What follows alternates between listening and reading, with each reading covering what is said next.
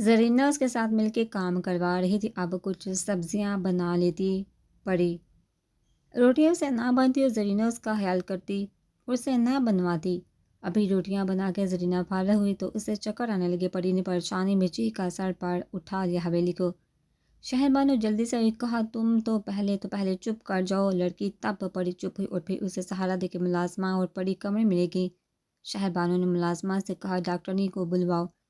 ابھی ڈاکٹر نے چیک کو کر کے خبر دی، جس سے گھر میں خوشی کی لہر دوڑ گئی۔ بچی کی خوشی کا اس گھر کو کب سے انتظار تھا۔ صدا کے بعد اب یہ خوشی تھی۔ بی بی جان نے بہت صدقہ خیرات کی۔ ہائے اب بی بی آئے گا گھر میں، جلدی بتائیے کب آئے گا۔ پری نے چہکا زرینہ سے کہا، ہاں آئے گا پر ابھی ٹائم ہے۔ زرینہ نے کہا، بی بی جان اس کے چہکنے پر مسکرائے جا رہی تھی، کتنا ٹائم ہے، مجھے کھیلنا ہے۔ بیبی کیسے ہوتا ہے؟ پری سوال بہت پوچھنے لگی تھی۔ زرینہ کو صرف جواب دیتے ہمیشہ مزہ آتا ہے، شادی کے بعد ہوتا ہے۔ پری، تو مجھے کب ہوگا؟ تو مجھے اپنا بیبی چاہیے، اس نے جلدی سے کہا۔ زرینہ کو ہنسی آ رہی تو بی بی جان نے دیکھا اس کا چہرہ خوشی سے بھرپور تھا۔ پھر کیسے پتہ چلے گا پیٹ میں بیبی آ گیا ہے؟ اس کی فکریں بڑھنے لگی۔ الٹیاں ہوں گی، چکر آئیں گے، پھر بیبی ہوگا۔ اے اللہ مجھے جلدی الٹیاں ہوں، چکر آئیں، پھر میرا بھی بیبی آئے گا۔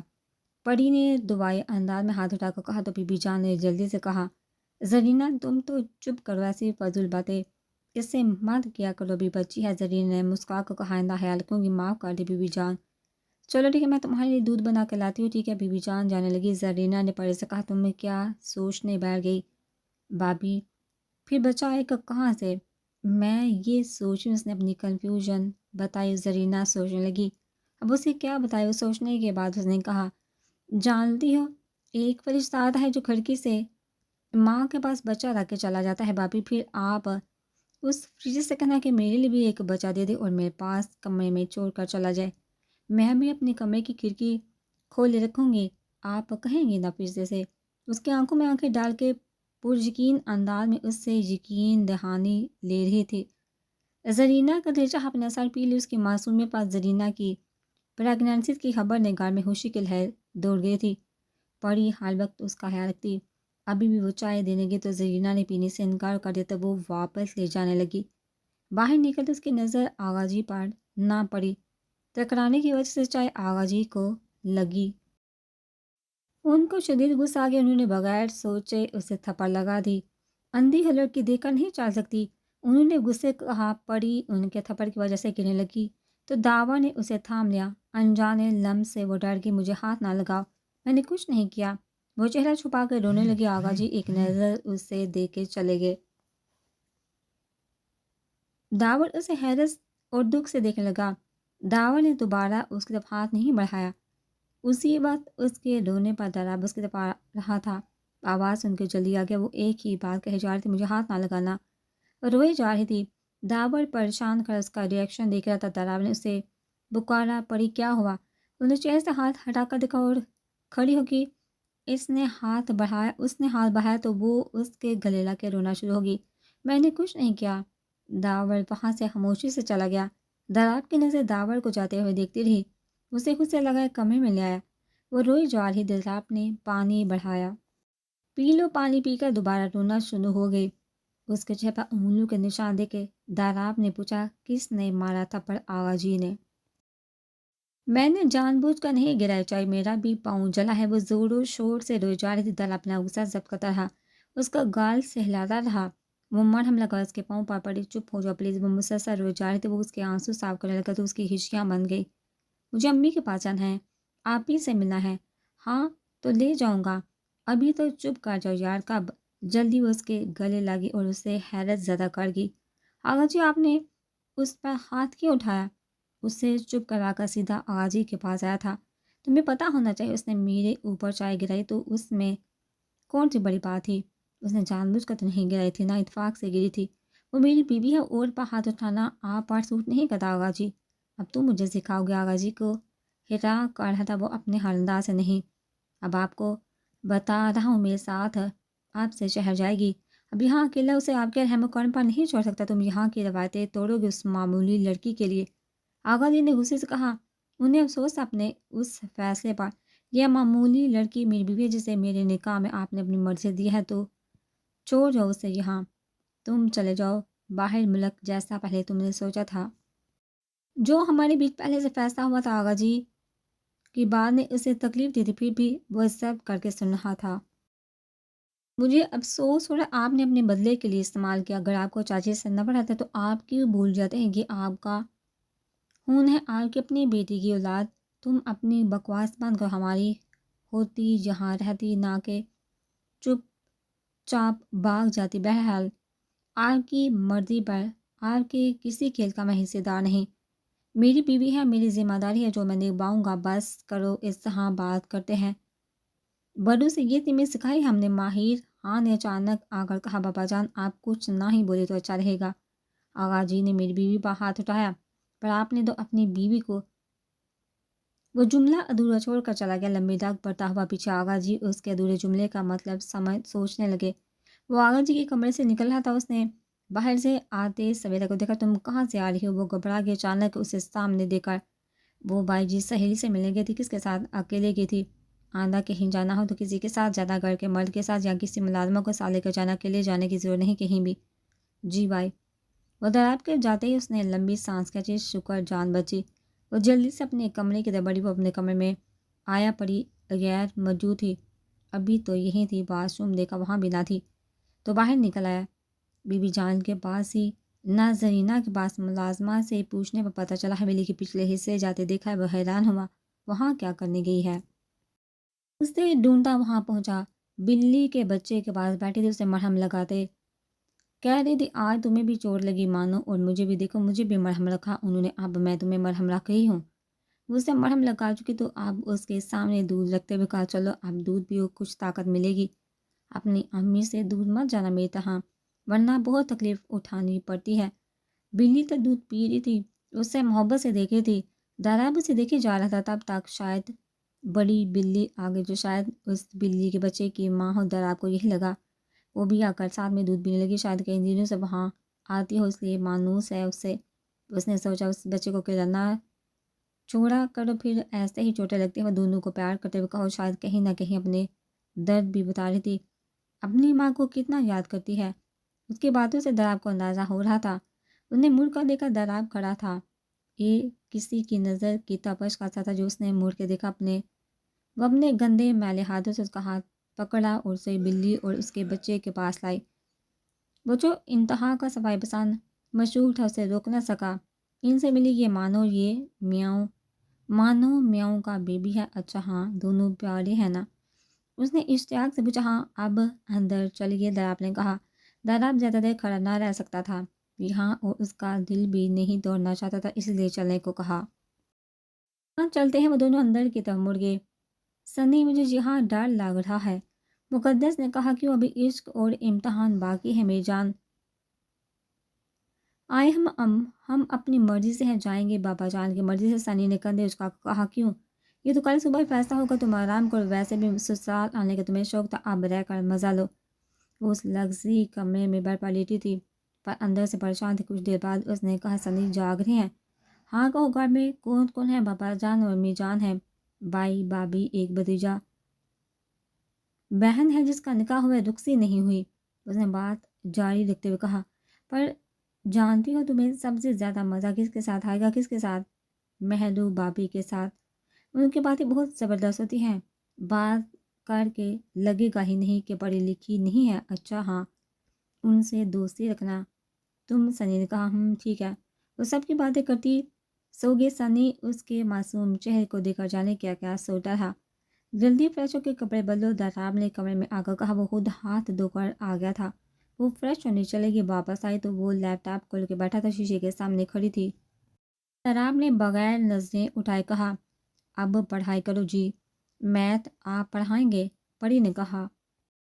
1 مہینے کے بعد پیپر ہے، تیاری ہو جائے گی نا؟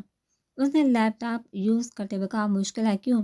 مجھے آپ ہی امی پڑھاتی تھی، آپ نہیں اتنا ٹائم دیتے، مجھے کافی دن ہو گئے تھے اسے کتاب لائے وہی کہتا تو پڑھتی، ورنہ ہاتھ بھی نہ لگاتے کتابوں کو۔ ہاں یہ تو ہے، یہاں کوئی ٹیچر رکھ بھی نہیں سکتا، حویلی میں منع ہے، میں ٹیچر سے نہیں پڑھوں گی، گندے ہوتے ہیں وہ، اپنی دھن میں کہتی زبان دانتوں میں دبا لی اور بات بدل کر کہنے لگی، بس آپ مجھے پڑھا دیں ٹھیک ہے؟ دلاب غور سے اس کا چہرہ دیکھنے لگا جو اس سے نظریں چرانے لگی۔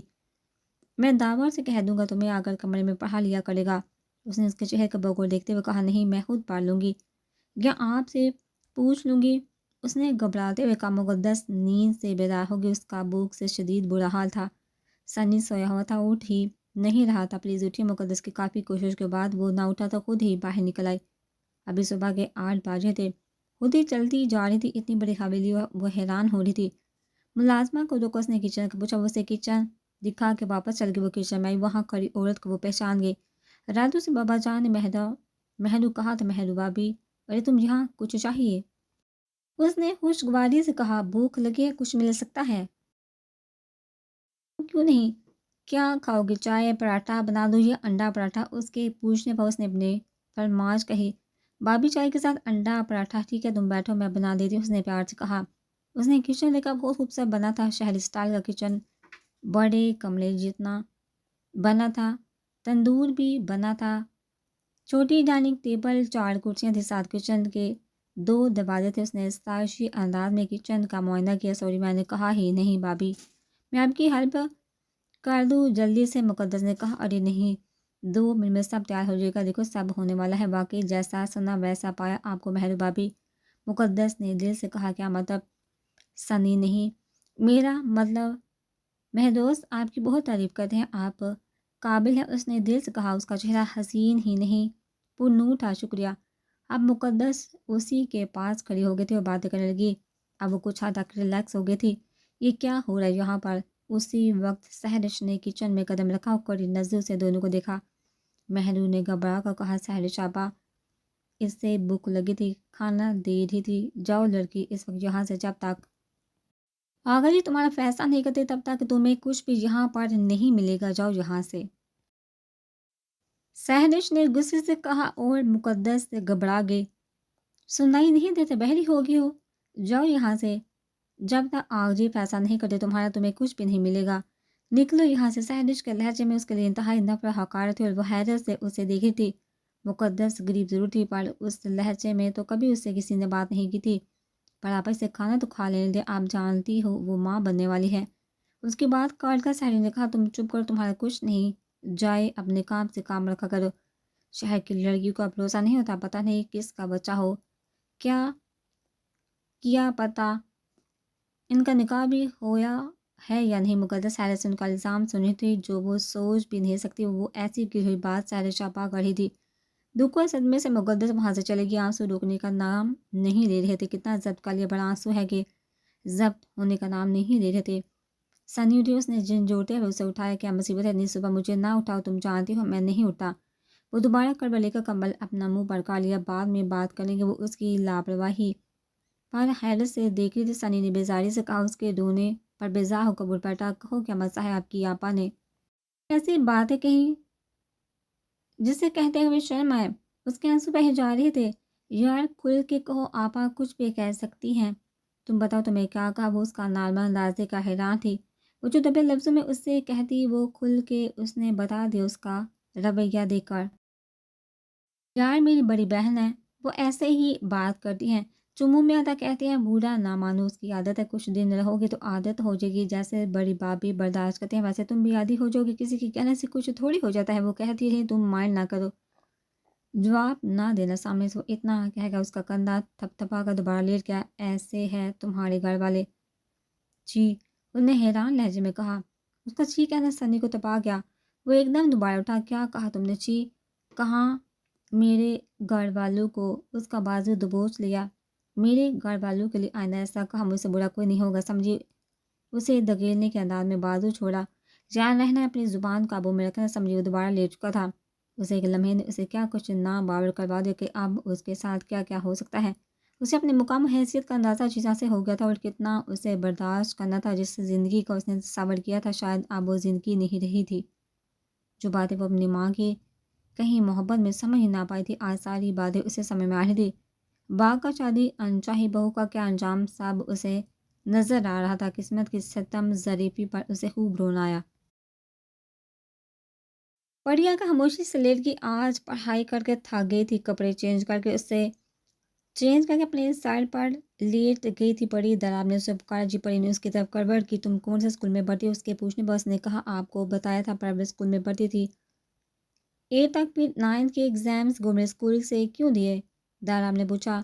अभी और अम्मी ने कहा। परी ने आहिस्ता से कहा। पर क्यों? उसने सवाल लिया। उसे देखा, नज़र मिली। पता नहीं वो चुप होकर नज़र चुरा गई। मैंने बात बदल कर पूछा तुम्हारी कितनी सहेलियाँ? तो स्कूल में कौन से स्कूल का पूछे हैं? गवर्नमेंट में। वहाँ मैं जाती नहीं थी, घर पर होती थी। उसने जल्दी बताया। फिर तो ट्यूशन सेंटर जाती होगी क्योंकि आजकल यही लड़कियां करती हैं। नहीं, अम्मी और आप ही पढ़ाती तो उसका लहजा सरसरी था। पर परी को इतनी सर्दी में पसीने छूटने लगे। प्राइवेट स्कूल में कितनी सहेलियां थी? उसने उसका बेचैन होना महसूस किया। सारी लड़कियां मेरी दोस्त थी। जिसके साथ दोस्त हूँ, दरअसल उसका कोई दोस्त नहीं होता, जानती हो। दराब ने गहरी बात कही। मैं अच्छी फ्रेंड की बात कर रहा हूँ। हाँ, महक थी। फिर वो भी नहीं रही।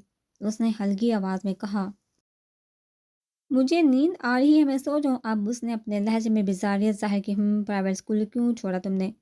वो जो दूसरी तरफ मुंह कर गई थी। ताराब ने उसका रो अपनी तरफ का लिया। वो उसके चेहरे का तासा देख रहा था जो अपना रोना जबकार थी। क्या हुआ पड़ी? मुझे सोना है प्लीज़। उससे ज़्यादा वो उसकी तरह वो बर्दाश्त नहीं कर सका, इसलिए चुप हो गया। वो के सोचा। वह जल्दी से करवट बदल गई और कंबल में मुंह कर लिया। उसे कितना परेशान कर गई थी वो। उसकी मासूमियत का उसे समझ आ गया था। वो क्यों अपनी उम्र की लड़कियों जैसी क्यों नहीं थी। दरवाज़ा नाक हुआ तो मुकद्दस ने दरवाज़ा खोल दिया। सामने महदू भाभी खड़ी थी। लिए ये लो नाश्ता कर लो, दोबारा ताज़ा बना है, खास तुम्हारे लिए। महरू ने मुस्का कर कहा। नहीं भाभी, मेरा मुंह नहीं। उसने फीकी हंसी से कहा। इतना पुरलूस अंदाज पर वो अपनी रूडनेस ना दिखा सकी। देखो यहाँ पहाड़ी इलाकों के लोग देसी सादा तबीयत रखते हैं। पहाड़ों जैसे तुम्हारे ना खाने से किसी को फर्क नहीं पड़ने वाला। दुनिया जीतू की है, याद रखना। अपने बच्चे का सोचो। महरू ने लसानी से कहा। जानती हूँ पर मैं आदि नहीं। उसने दुख से कहा। मैं यहाँ से चली जाऊँ कि? मुकद्दस ने कहा। फिलहाल खाना खाओ, हिम्मत आएगी तो ही सही से सोचोगी। वो बहुत कुछ कहना चाहती थी, मुकद्दस से बढ़ कह ना सकी। यही कह रही हैं आप? मैं चलती। फिलहाल मुझे इजाज़त नहीं तुमसे बात करने की। तुम अंदर जाकर खाओ, ठीक है? वो ट्रे लेकर रूम में चली गई। यार आप गुस्सा छोड़ो। सनी ने मुकद्दस को मनाने की कोशिश की जो काफ़ी देर से नाराज़ बैठी थी। शायद मुझे आपकी बहन की बातों का इतना अफसोस नहीं जितना आपकी बातों को अफसोस हो रहा है। आप बदल हैं। मुकद्दस के दिल में अभी भी उम्मीद है सनी अपनी गलती तस्लीम करेगा। पर उसे क्या पता कि मर्द कभी अपनी गलती हकीकत में तस्लीम नहीं करता। या तुम खुद सोचो, आपा इतनी बड़ी है, मैं कैसे उसे कुछ कह सकता हूँ? और ऊपर से हालात तुम्हें बता चुका हूँ कि आभा की रुख से नहीं निकाह हुआ है। हम दोनों भाइयों ने शादी तक कर ली तो सीधी सी बात है उनका कुछ गुस्सा बनता है। तुम नहीं समझोगी तो कौन समझेगा? देख लो महलो भाभी को, वो तो हर बात उन्हीं की मानती है। उसका हाथ पकड़ चुका था, अब उसका हाथ हल्के हल्के दबा रहा था। वो उससे समझा रहा था। मैं तो मजाक में भाभी से कहता हूँ कि मुझे तो अम्मा उसकी सास नहीं बल्कि आबा उनकी सास लगती हैं। अब बात को सनी ने कुछ मज़ाहिया रंग दे दिया। वो अपना हाथ उसके हाथ से निकाल चुकी थी और कहा यानी आपा ने सही कहा मेरे बारे में? उसने उसकी आंखों में आंखें डालकर पूछा। अब मैंने ऐसा तो नहीं कहा, पर उनकी सोच वक्त के साथ बदलेगी। सनी ने उसे यकीन दहानी करवाई।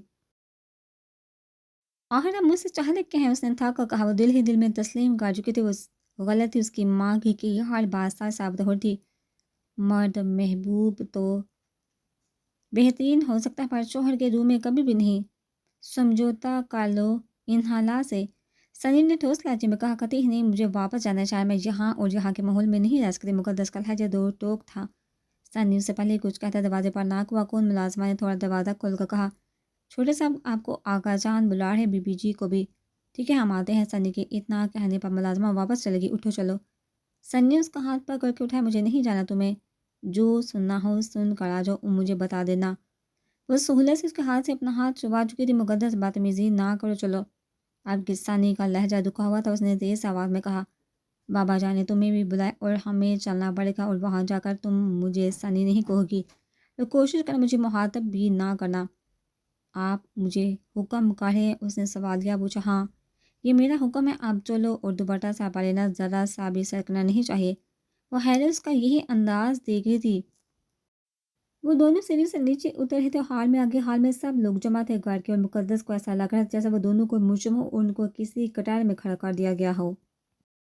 السلام کے مقدس نے کہا، جس کا جواب آغا جی نے دیا۔ وعلیکم السلام۔ صاحبہ خاموش تھے اور نظر ان دونوں پر تھی۔ انہوں نے گلا کھنگارتے ہوئے کہا، تم دونوں یہاں رہ سکتے ہو، پر یہاں کے طور طریقوں سے مہروز خان جو پریشان تھا اب کچھ ریلیکس محسوس کر رہا تھا، اور اپنی بیوی کو یہاں کے طریقے سکھا دینا، اپنا شہری پن وہیں چھوڑے اور یہاں کے حساب سے رہے۔ جی بابا جان، مہروز خان نے کہا۔ وہ باپ کے گلے لگ گیا۔ ایک دفعہ بھی اس کے سر پر بابا جان نے ہاتھ نہ رکھا۔ مقدس خاموش تماشائی ہی تھی۔ وہ چپ چاپ سب دیکھ رہی تھی، کوئی اس کی طرف متوجہ نہ تھا، نہ کسی نے اس کی طرف دھیان دینا ضروری سمجھا۔ محبوب وہاں موجود نہ تھی، وہ کچن میں کام کر رہی، اسے کسی نے بلانے کی ضرورت نہ سمجھی۔ مقدس نے کمرے میں آتے ہی سنی کا انتظار کرنا شروع کر دیا۔ اسے کس وقت نیند آئی پتہ نہیں چلا۔ نیند سے اٹھنے کے بعد اس نے محسوس کیا شاید سنی کمرے میں آیا بھی نہ تھا، کیونکہ اسے ایسے کچھ اثر نہ لگے۔ وہ کمرے سے باہر نکلی۔ نیند کرنے بعد آپا اور بی بی جان ہال میں بیٹھی تھی۔ اماں دیکھ لیں مہارانی اب نکلی ہے کمرے سے، دن کی گئی، یہاں نوکر بیٹھے ہیں اس کے باپ کے کام کے لیے۔ آپا نے کڑے لہجے میں کہا، اسے سمجھا دو یہاں بہویں کام کرتی ہیں، ملازمہ نہیں۔ آپا تو اپنی ماں کو بولنے کا موقع ہی کام دیتی تھی۔ مقدس واپس سیڑھیاں چڑھ گئی، بغیر کچھ کہنے جاتے ہوئے بھی آپا کی بات سنی جو اپنی ماں سے کہہ رہی تھی۔ دیکھ لے نوابزادی کے دیور پھر بھی کسی کام کا نہ پوچھا کرنے کے لیے اوپر جا رہی ہے۔ آگے وہ کافی کچھ کہتی رہی پر مقدس نہ سن سکی کہ وہ کمرے تک پہنچ گئی۔ اب ان کی آوازیں بھی مدھم ہو گئی۔ اماں جان نے کیا کہا وہ سن نہ سکی، یا انہوں نے کچھ کہا ہی نہ ہو اپنی بیٹی کو۔ مقدس کو فضول لگا ان کے منہ لگنا، اس لیے واپس کمرے میں چلی گئی اور سنی کا انتظار کرنے لگی۔ پر سنی دن کا نکلا رات گھر میں آیا۔ کیا ہوا، تم ابھی تک سوئی نہیں؟ اس نے حیرت سے پوچھا۔ تم نے کھانا کھایا؟ مقدس نے پوچھا۔ ہاں، میدان خانے میں کھا لیا تھا۔ اور تم نے؟ سنی نے پوچھا۔ وہ اتنا تھکا تھا آتے ہی لیٹ گیا اور اٹھ کے بیٹھی تھی۔ نہیں کھایا؟ کیوں؟ اس نے اس کی طرف رک کر کے کہا، یہاں نہ کوئی مجھ سے بات کرتا ہے اور آپ کی آپا سے میں برداشت نہیں ہوں، اس سے پہلے وہ شام کی بات بتا دے۔ سنی نے غصے سے پوچھا، چاہتی کیا تم مہار؟ اس نے بغیر لحاظ کے کہا۔ واپس اپنی جگہ پر ٹھکانے، اب یہ ناممکن ہے، سنی نے کہا۔ سنی میں اس ماحول میں نہیں رہ سکتی پلیز، اس نے التجائی کہا۔ اس کے دکھی انداز پر اس نے اپنا لہجہ نرم کیا اور کہا، پلیز یار سمجھنے کی کوشش کرو، بابا غصہ ہوں گے، اس بار معاف کیا ہے پھر معاف بھی نہیں کریں گے، پلیز مجھے سمجھنے کی کوشش کرو، آپا سے میں بات کروں گا۔ اور ہاں اب اپنا حلیہ تو درست کرو، حلیہ دیکھو اپنا ماسی لگ رہی ہو۔ سنی نے اسے چٹاتے ہوئے کہا۔ وہ کپڑے لے کر واش روم چلی گئی فریش ہونے۔ وہ فریش ہونے کے بعد آئی تو سنی کھانا لے کر آ گیا تھا اور کہا، آؤ کھانا کھاؤ۔ سنی کے اس انداز پر سے پیارا کھانا کھا کے اسے کچھ آرام آیا۔ وہ برتن کچن میں رکھ آئی۔ وہ کمرے کا دروازہ بند کر کے اس کے بازو پر لڑکی کہنے کو بہت کچھ تھا پر سوچ رہی تھی کہاں سے شروع کرے۔ سنی، اس نے دھیمے لہجے میں بلایا۔ سنی اس کے نہ جواب دینے پر وہ سمجھ گئی وہ سو گیا کیونکہ وہ بہت تھکا ہوا تھا۔ اس نے ایک محبت بڑی نظر اس پر ڈالی۔ وہ آنکھیں منگی پڑی زرینہ کے پاس بیٹھی تھی، اس سے باتیں کر رہی تھی۔ آج پری نے تندور میں روٹیاں ڈالا سیکھ لی تھی، ابھی وہ دونوں بیٹھی ساتھ میں کھانا کھا رہی تھی۔ ڈاکٹر نے 1 مہینہ اسے بیڈ ریسٹ کا کہا تھا، اس لیے زرینہ آرام کر کر کے بیزار ہو گئی تھی۔ اس سے فارغ نہ بیٹھا جاتا تھا، اس لیے اب سوئی دھاگے کا کام کرتی رہتی۔ حیا پہ کتنا خوبصورت سویٹر بنا ہے بی بی کا۔ کھانے سے فارغ ہونے کے بعد زرینہ نے اسے اپنا کام دکھایا۔ اس نے خوبصورت سفید اون کا سویٹر دے کر کہا، پلیز میری بیبی کا بھی بنا دو۔ اس نے اس پر ہاتھ پھیرتے ہوئے کہا، جب آئے گا تو بنا دوں گی، فکر نہ کرو۔ زرینہ نے اسے سمجھاتے ہوئے کہا، نہیں آپ مصروف ہو جائیں گے، پہلے میرے بیبی کا بنا دے۔ انداز احساس دوست پر بہت پیارا تھا۔ زرینہ کو اسے کسی چیز کا انکار نہ کر پاتی۔ زرینہ، اچھا ٹھیک ہے تم یہ رکھ لو۔ زرینہ نے محبت سے کہا۔ سچی اس کی آنکھوں کی جوت بڑھ گئی۔ خوشی سے اس نے پوچھا، ہاں سچ ذرا بھائی کو دکھانا۔ زرینہ نے کہا، ہاں ان کو ضرور دکھاؤں گی۔ اس نے چہر کر کہا، ہاں دکھانا۔ زرینہ نے کہا۔ زرینہ دل ہی دل میں مسکرا رہی تھی، اب آئے گا ذرا بھائی کو مزہ ہی اسے سوچ کے مزہ آ رہا تھا۔ اسی وقت داور کمرے میں پری اسے دیکھ کے اٹھنے لگی، جلدی سے برتن اٹھایا اور سویٹر اٹھا کر جانے لگی تو داور نے کہا، پری بھابھی بیٹھ جائیے، میں جانے لگا ہوں تھوڑی دیر کو۔ نہیں میں جلدی ہوں۔ وہ جلدی نکل گئی۔ داور اس کا انداز حیرت سے دیکھ رہا تھا۔ مجھے اس طرح روز چھپ کر آنا اور تم سے ملنا اچھا نہیں لگتا۔ اس نے اس کے ہاتھ سے ہاتھ نکالتے ہوئے کہا، جانتا ہوں پر کچھ انتظار کرو پلیز فیصل، اس طرح ملنا ٹھیک نہیں، پکڑیے ہم دونوں کو مار ڈالیں گے۔ اس نے ڈرتے ہوئے کہا، چلو اچھا ہے یہاں نہ سے وہاں اس دنیا میں تو ایک ساتھ ہوں گے۔ فیصل کے ایسا کہنے پر اس نے گھوٹے ہوئے سے دیکھا اور کہا، اس دنیا کا مجھے نہیں پتا، مجھے تو اس دنیا میں تمہارے ساتھ رہنا، خوش رہنا ہے۔ وہ ناراض ہونے لگے تھے اس سے۔ ارے میری جان ناراض تو نہ ہو، میں تو مذاق کر رہا تھا۔ اس نے دوبارہ اس کے ہاتھ پکڑ لیے۔ ویسے بہت بہادر بنتی ہو، چھپ چھپ کے ملنے بھی آتی ہو، پر منہ سے ڈرتی ہو۔ سنا نہیں ہے، فیصل نے اسے چیتے ہوئے کہا۔ وہ واقعی چڑ گئے، اپنے ہاتھ اس کے ہاتھوں سے چبا لی اور جانے لگی۔ دکھو تو صحیح نہیں، اب چلتی ہے۔ وہ اٹھ کر چلے گئی اور وہ تھوڑا دور اسے چلنے لگا۔ جیسے اپنے دوست کے گھر کے اندر گئی، وہ واپس مڑ گیا۔ پڑی اسکول سے اپنے کمرے میں آ گئی، سویٹر کو سنبھال کے رکھا۔ خوش تھی وہ آج، کیونکہ وہ دکھانا چاہتی تھی رات کو سویٹر، اپنی خواہشات بتانا چاہتی تھی۔ اپنے کپڑے نکال کر خوشی واش روم میں چل گئی اور آج خوبصورت تیار ہو کے اس سے بات کرنا چاہتی تھی۔ پڑی اسکول سے تیار ہوتی دروازہ ناک پر، اس نے جواب نہیں دیا۔ پر دروازہ کھولے کوئی اندر آ گیا۔ وہ اپنے بالوں کے ساتھ الجھی ہوئی تھی۔ ایک دم اس نے مڑ کے دیکھا۔ آپ جی ہاں، اس نے داور کو حیرت سے دیکھا۔ ہاں تو میں پڑھانے آیا ہوں، اس نے اسکول سے کہا۔ دارا بائی نے کہا ہے مجھے نہیں پڑھنا، کیا مسئلہ ہے بڑی بھابھی؟ صرف پڑھانے ہی تو آیا ہوں، جائیے یہاں سے۔ وہ اندر سے گھبرائی ہوئی تھی، پر باہر سے خود کو مضبوط ظاہر کرتی ہے بولی، اعتبار تو وہ کب سے اپنا کھو چکی تھی، وہ بے اعتباری کی زندگی گزاری تھی۔ میری بات سنیے، اس کی بات کاٹ چکی تھی۔ نے کہہ دیا مجھے نہیں پڑھنا آپ سے، تو جائیے۔ وہ اکیلے میں کسی سے بھی بات کرنے سے اب گھبراتی تھی، پر بائی ناراض ہوں گی کیونکہ آج کل وہ مصروف ہے ان کے پاس۔ داور نے بات کرتے ہوئے اس کی طرف ہاتھ بڑھایا، کیونکہ وہ اس کی بات کاٹ چکی تھی۔ وہ اس سے خود کی طرف متوجہ کر کے سکون سے اس سے بات کرنا چاہتا تھا۔ مجھے ہاتھ نہ لگانا، نہیں۔ وہ بہت ڈر چکی تھی، اسے نہیں اندازہ کہ وہ کیا بولی ہے۔ وہ چیتی اس سے پہلے درام اندر آ گیا، وہ اس کے گلے لگی۔ میں نے کچھ نہیں کیا، میں نے نہیں بلایا، میں گندی لڑکی نہیں ہوں۔